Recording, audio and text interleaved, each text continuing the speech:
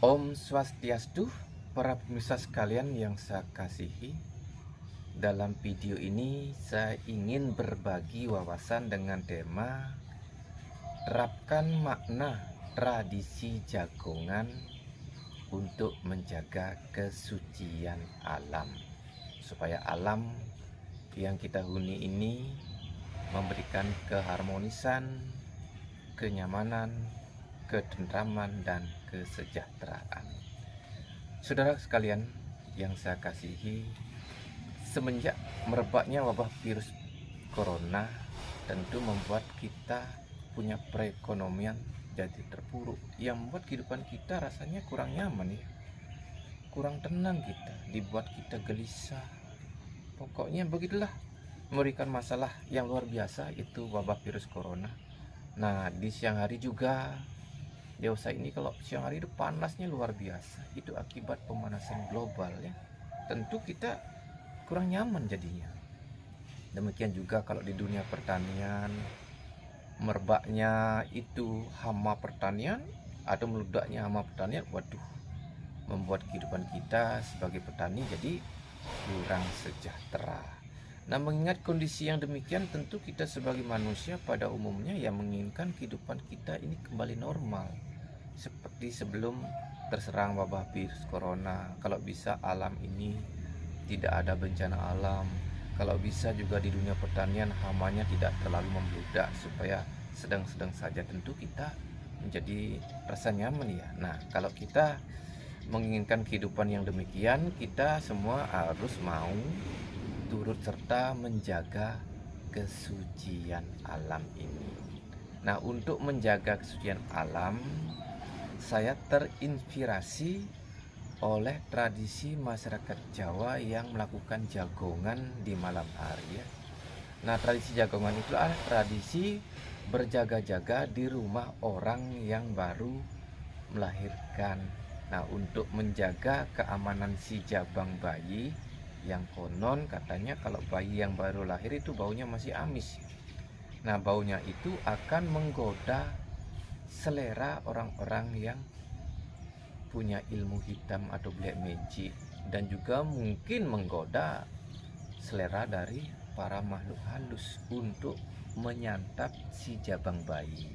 Nah, untuk menjaga keselamatan si jabang bayi tersebut, itulah masyarakat Jawa melakukan jagongan di malam hari.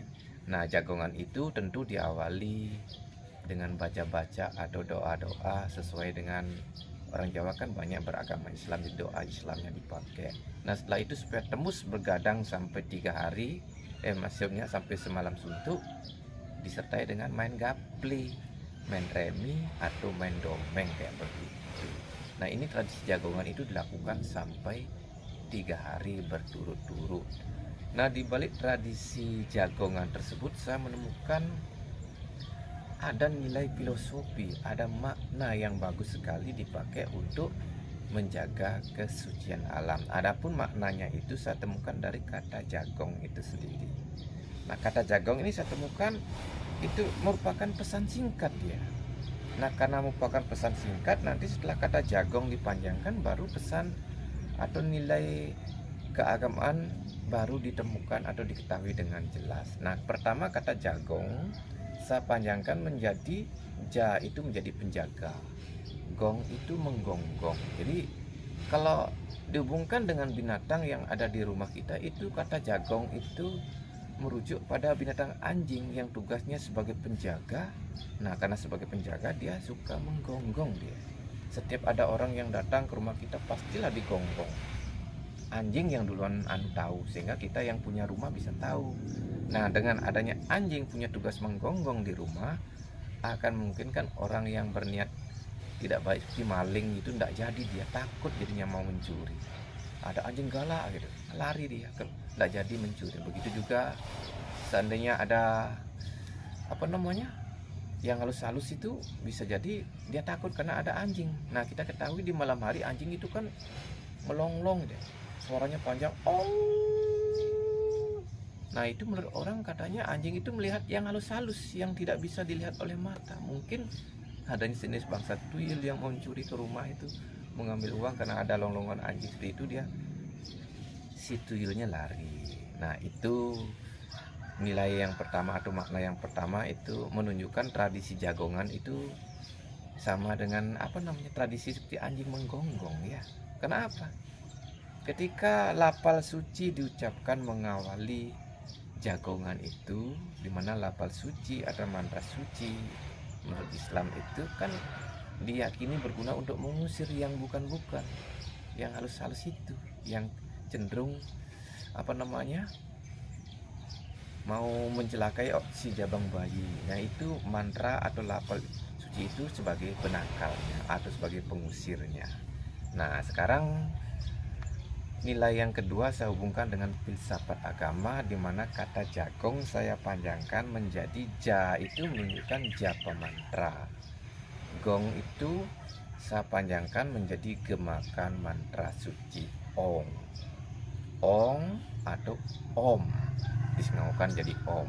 Nah jadi dalam hal ini cara untuk menjaga kesucian alam sekiranya dari segi filosofi agama adalah kita semua harus mau berjapa mantra, menggemakan mantra suci Om berulang-ulang. Japa artinya pengucapan satu mantra berulang-ulang ya. Kalau dalam Islam mungkin zikir gitu ya. Nah itu kita harus berjapa atau bersikir mengucapkan mantra Om berulang-ulang. Kalau kita Hindu, kalau Islam punya lafal tersendiri ya, lafal Allah kayak gitu. Dan itu di di Kristen, di Buddha juga ada lafalnya masing-masing. Kita semua harus berjaga-jaga, terjaga untuk menjaga kesucian alam dengan cara itulah, melakukan japa atau zikir, mengucapkan mantra kita masing-masing atau lafal suci kita masing-masing berulang-ulang di rumah ya. Di rumah kita semua berjaga-jaga. Nah, dalam hal ini kita sebagai manusia kan meyakini itu lafal atau nama Tuhan atau mantra itu dipandang sebagai mantra suci ya. Nah karena kita meyakini sebagai mantra suci atau lafal suci ya, sekiranya mantra itu yang diucapkan berulang-ulang untuk menyucikan alam ini. Apa yang kita pakai lagi kalau kita jadi orang yang punya keyakinan akan kesucian mantra atau kesucian lafal suci?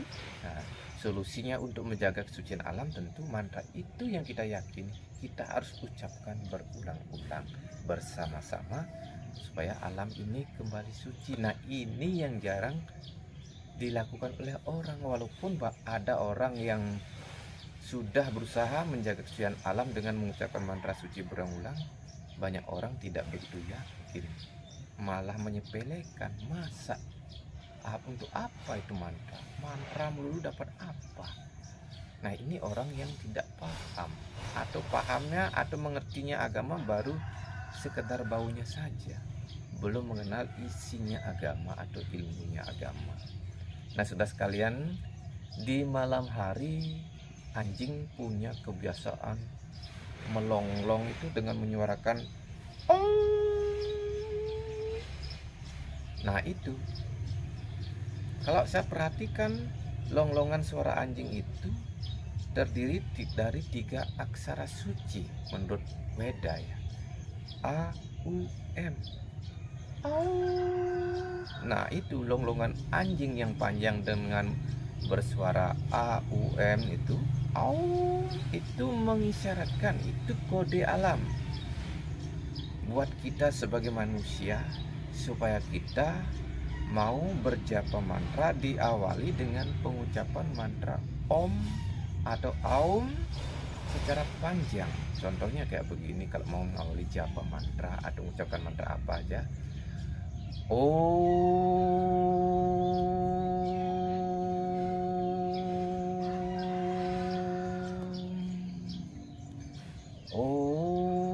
itu sampai 3 kali, 9 kali, 11 kali, 36 kali, 108 kali itu bisa. Semakin banyak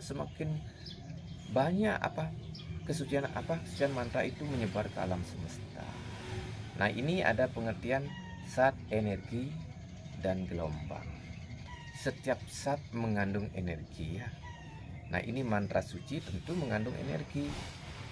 Dalam artian begini, mantra itu juga merupakan zat, karena dipandang sebagai mantra suci maka mengandung energi suci.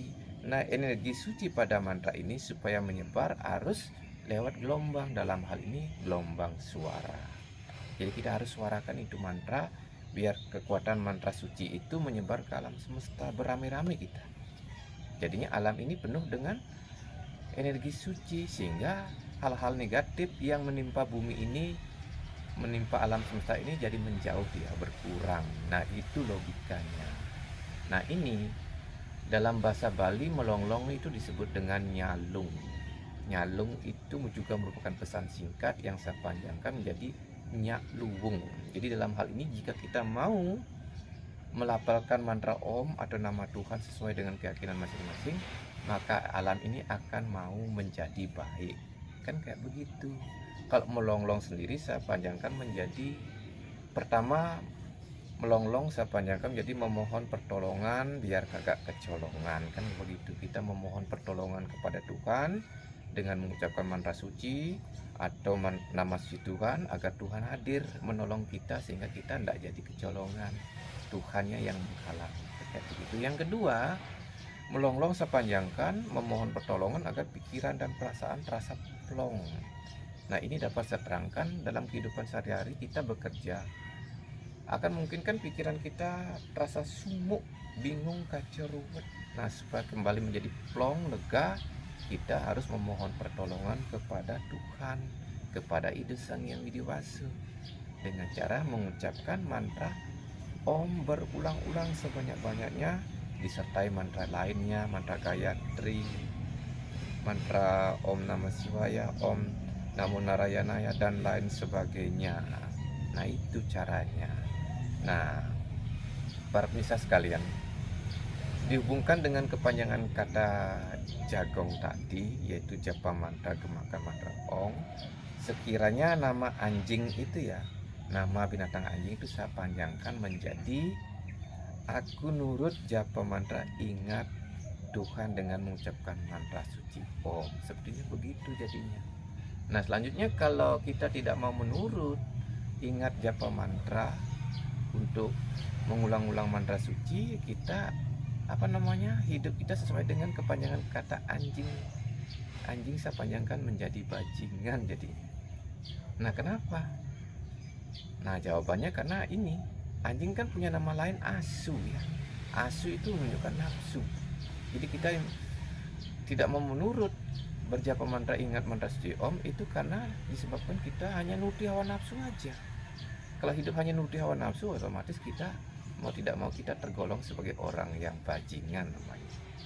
Nah, saudara sekalian, jujur saja kita semua di dunia ini digerakkan oleh nafsu, dorongan hawa nafsu untuk bekerja, untuk cari makan, minum, cari pakaian, cari jabatan tinggi, semua itu didorong oleh hawa nafsu.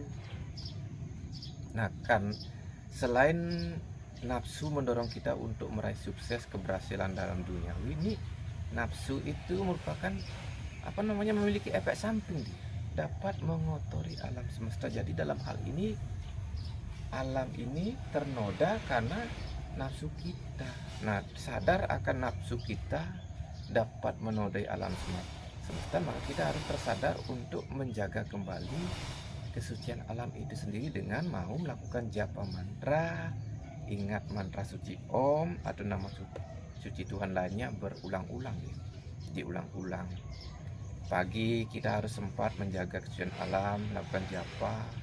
Sorenya lagi di rumah masing-masing ajak seluruh sanak saudara, keluarga untuk menyucikan alam dengan cara berjapa mantra ingat mantra suci Om berulang-ulang. Nah, saudara sekalian yang saya kasihi, tadi kan asu saya panjangkan menjadi nafsu. Nah, asu juga saya panjangkan menjadi asuh ya. Kalau kita mau nurut japa mantra ingat mantra suci Om, namanya kita mau diasuh dengan ajaran agama. Kalau kita mau diasuh dengan ajaran agama, akan berpeluang kita menjadi seorang pelacak, kan kayak begitu. Pelacak itu pelajar yang cakap. Nah, sebaliknya kalau kita tidak mau diasuh dengan ajaran agama, kita hanya nuruti hawa nafsu saja, akan memungkinkan kita bukan jadi pelacak tetapi jadi pelacur ya. Kalau perempuan jadi pelacur karena nuruti nafsunya, diruti begitu saja. Dan itu yang lakinya tentu cari pelacur, kan begitu. Jadi ketemu dua-duanya karena dilandasi oleh nafsu kayak begitu. Nah, saudara sekalian yang saya kasihi, nah kalau kita kepingin menjaga kesucian alam, kita semua harus sadar, sesadar-sadarnya dari diri sendiri, bukan karena dipaksa atau ditekan oleh orang lain. Kita harus sadar. Saya akan cuma memberikan penerangan kayak begini. Jadi kita lah harus sadar untuk turut serta menjaga kesucian alam semesta supaya alam ini kembali harmonis. Kita janganlah meniru binatang anjing ya, yang disebut dengan bang bungkem. Anjing bang bungkem adalah anjing yang berwarna merah, bang artinya merah. Dan itu bungkem itu di mulutnya itu ada warna hitam. Nah, warna hitam itu dalam filosofi Weda itu menunjukkan sifat tamas. Warna bangnya itu menunjukkan sifat rajas. Kalau kita memiliki sifat rajas dan tamas, atau pikiran kita hanya didominasi oleh sifat rajas dan tamas, tidak ada guna satuannya, maka hidup kita tak jauh beda dengan anjing bang bungkem. Bungkem artinya itu mulut kita tidak mau kita gunakan untuk bertegur sapa, diam aja begitu. Itu cara pengertian duniawi yang disebut dengan bang bungkem. Di mana-mana kalau orang sudah seperti anjing bang bungkem, di pikirannya dikendalikan oleh sifat raja dan tamas, itu mulutnya terasa berat sekali untuk menyapa teman. Kemana aja begini. Kalau tidak kita menyapa orang yang demikian sudah tidak mau tegur sapa duluan, mau kita aja yang mendahului. Nah, selanjutnya di bang bungkem dalam filosofi Weda, filosofi agama, itu adalah orang yang seperti anjing tidak mau menggonggong, yaitu tidak mau berjapa mantra, menggemakan mantra suci Om. Pengaruh dari sifat tamas itu membuat mulut kita tidak mau mengucapkan mantra suci. Yang diucapkan cuma kata-kata kotor, kata-kata jorok, kata-kata bulian, memfitnah, menjelekkan orang lain. Itu yang sifat tamas itu membuat mulut kita mau hanya mengucapkan hal-hal semacam itu, tidak mau menggemakan mantra suci Om. Nah, tadi kan saya sebutkan sat, energi, dan gelombang. Nah, itu kata-kata yang kotor itu kan merupakan sat juga, tentu mengandung energi karena itu kata kotor, kata jorok, kata negatif. Maka ini kata-kata itu mengandung energi negatif karena ini diucapkan, disuarakan. Nah, ini kata-kata yang mengandung energi negatif ini, energi buruk ini menyebar ke alam semesta. Nah, itulah yang mengotori alam juga. Nah, karena itu supaya Anda tidak berperan sebagai penyebar hal-hal buruk, energi negatif pada alam semesta, silakan dengan kesadaran sendiri ucapkan mantra suci Om untuk menyebarkan kesucian ke alam semesta, supaya alam ini terjaga kesucian yang memungkinkan alam ini menjadi harmonis. Nah, para pemirsa sekalian yang saya kasih, dalam bahasa Inggris anjing disebut dengan dog. Nah, dog ini punya kepanjangan devotion of God. Mungkin artinya pecinta Tuhan ya, kayak begitu. Saya ini kurang fasih bahasa Inggris. Ya, sekedar aja. Nanti teman-teman yang rada ahli di bidang bahasa Inggris silahkan sempurnakan. Nah, kata dog ini kalau saya balik menjadi God ya. Jadi God ya kalau dibalik. Nah, ini dapat saya terangkan kalau kita memohon pertolongan kepada Tuhan, mengucapkan mantra suci atau lafaz suci nama suci Tuhan berulang-ulang, akan memungkinkan Tuhan hadir bersama kita. Tuhan itu hadir. Nah, untuk apa menghadirkan Tuhan, itu pertanyaannya. Nah, Tuhan itu maha suci dan sumbernya kesucian. Jika Tuhan yang maha suci sampai hadir bersama kita, maka alam ini akan tersucikan ya. Jadi Tuhan sejatinya yang menyucikan alam semesta lewat mantra sucinya dan kehadiran beliau. Ibarat Tuhan itu ibarat matahari. Kalau matahari bersinar ke bumi kan tempat yang gelap jadi terang jadinya. Kegelapan itu hilang, begitu juga kehadiran Tuhan itu yang maha suci. Kegelapan, kotornya alam semesta itu akan dihilangkan. Dengan cara itulah alam bisa menjadi suci. Jadi saudara sekalian, dengan wawasan seperti ini yang saya sampaikan, mari kita bangkit bersama-sama untuk menyucikan alam semesta dengan nilai filosofi agama. Singkat kan, tidak pakai modal uang yang banyak. Kalau dengan filsafat, saya pernah membaca kitab suci Hindu ya, yang tebal itu Menawa Dharma Sastra.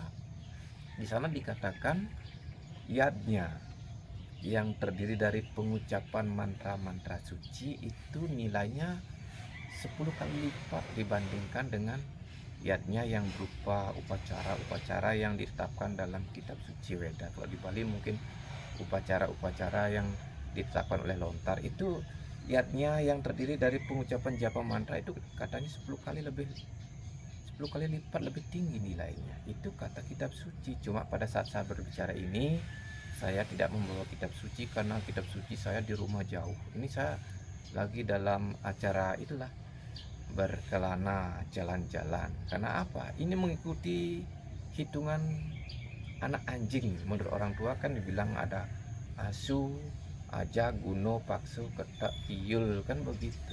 Nah, asu itu menunjukkan, itulah saya bilang tadi, mau diasuh oleh ajaran agama. Setelah diasuh, kita harus ngajak itu berkelana ke sana kemari, ke tempat-tempat suci untuk memperoleh apa? Guna, memperoleh sesuatu yang berguna agar hidup kita juga berguna mungkin gitu ya. Udah gitu baru mencapai jaya. Kalau kita memperoleh sesuatu yang berguna, akan berpeluang kita memperoleh kejayaan atau kemenangan. Nah, supaya kita bisa meraih kejayaan, sedikitnya ada unsur paksa. Paksakan sedikit, malasnya dipaksakan, bosennya dipaksakan, pokok dipaksa. Kalau tidak maksa-maksa, itulah tidak ada nanti suatu apa-apa dalam hidup kita. Nah, lalu ketekunan itu penting.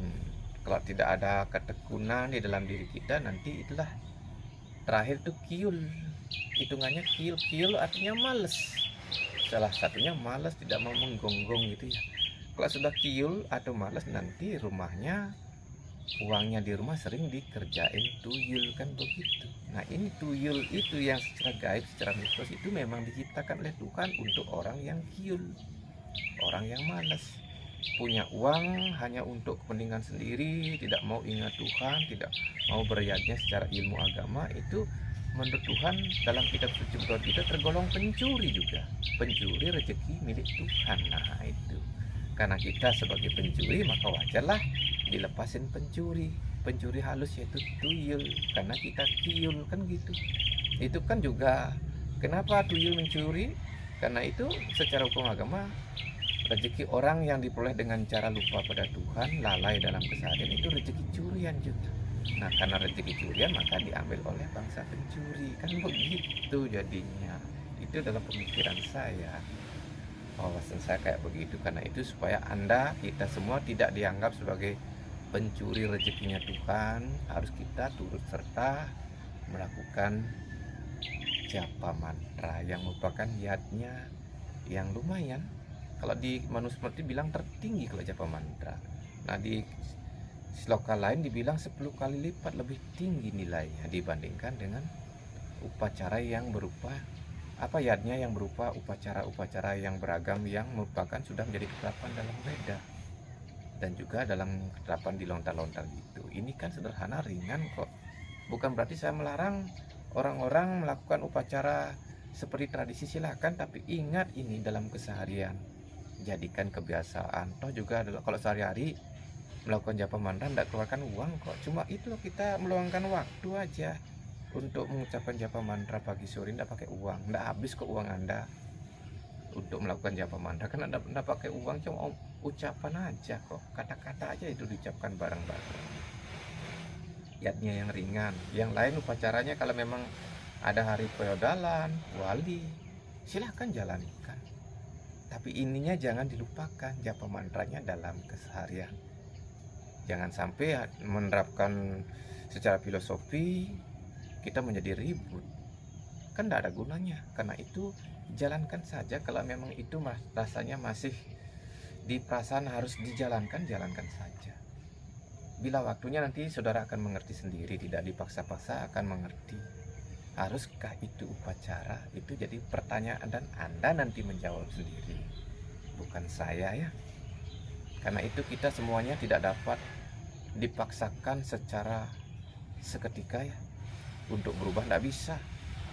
Nanti pertanyaan semacam itu Anda yang menjawab sendiri sesuai atau seiring dengan waktu. Yang sekarang yang terpenting adalah mari kita bersama-sama menjaga kesucian alam sesuai dengan makna dari tradisi Jagongan, yaitu berjapa mantra, gemakan mantra suci Om. Om kalau kita yang Hindu, kalau yang Islam silakan sebutannya masing-masing. Kristen juga demikian, Buddha juga demikian. Kita ini semua memegang semboyan asas bineka tunggal ika, kan kayak begitu. Oke saudara sekalian yang saya kasihi, demikian saya punya wawasan yang dapat saya bagikan kepada para pemirsa sekalian. Kurang dan lebihnya saya sebagai manusia biasa, tidak luput dari kesalahan, tidak luput dari kekurangan. Dan sekali lagi saya minta maaf, saya ini punya penampilan di YouTube kayak begini karena saya lagi dalam perjalanan. Makanya saya bikinnya dengan penampilan kayak begini, tidak memakai busana adat kayak begitu. Dan di akhir cerita saya akhiri dengan ucapan Prama Santi, Om Santi Santi Santi.